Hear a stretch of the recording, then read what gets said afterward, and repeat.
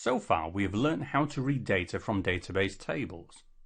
It's now time to take a look at how we can modify and delete data using ABAP. There are some important concepts to keep in mind when going through this module, including the architecture of our system. Now, as a reminder, we have a three-tier architecture.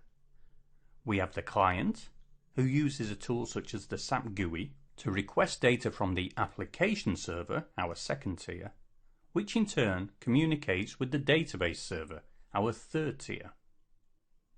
Now, when we create our programs, you have to keep in mind that there could be tens, hundreds, maybe thousands of users all accessing the same data at the same time. And we need to ensure the programs that we create do not cause any problems with the rest of the system, and ensure we access the most recent version of the data held on the database when our program runs. Because think about it, if you've got thousands of users, you've got records probably being updated every single minute of every single working day. And you need to make sure your programs can read, add and update data that is current in the system. Now, fortunately for us, an SAP system takes care of a lot of this work for us, and the ABAP programmer doesn't have to worry about the underlying technology of how records are locked and being used by other programs at the same time. And one of the key tools that we use in our programs is what we call OpenSQL. Now, no doubt many of you have heard of SQL, standard query language. SAP have introduced what's called OpenSQL, which acts like an interface between our program and the database.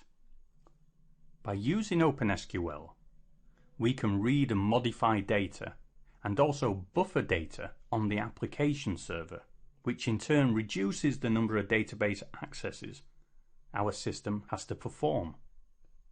And it's the database interface that is also responsible for synchronizing the buffers with the database tables at predetermined intervals.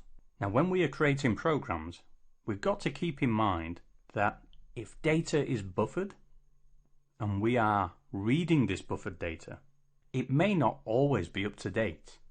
So when we create tables, we need to create them in such a way that we tell the system that buffering can be used or it can't be used, or maybe it can only be used in certain situations. And when we created our example table in the system in the earlier module, we touched on this, and we told the system that for our table, do not use buffering.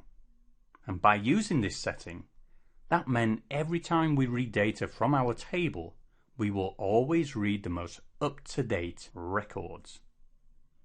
We will not be accessing data that was read from the table, say 5 seconds, 10 seconds, or even a minute, 5 minutes ago. Now, buffering can be great for tables that hold master data and configuration settings, because data in those type of tables don't get updated on a regular basis. But when we're working with transactional data, it's a whole nother ballgame, because if you've got thousands of users telling the application server to process transactions on transactional data, well, when we read that data, we want it to be as up to date as we can. So we don't want buffering set on transactional data.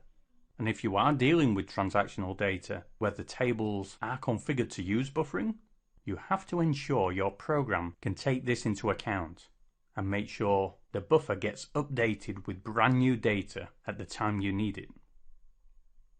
Now, back to OpenSQL. Remember, I said that OpenSQL acts as an interface between our programs and the database. And when we use OpenSQL statements in our program, we are only allowed to access tables through the ABAP dictionary. This is our interface. We don't actually access the database tables directly through our programs. Now, there's no need to worry about how we go about doing this, because in our programs we use OpenSQL statements just as though we were accessing the database tables directly. We don't have to think about it. OpenSQL as an interface manages the database access all by itself.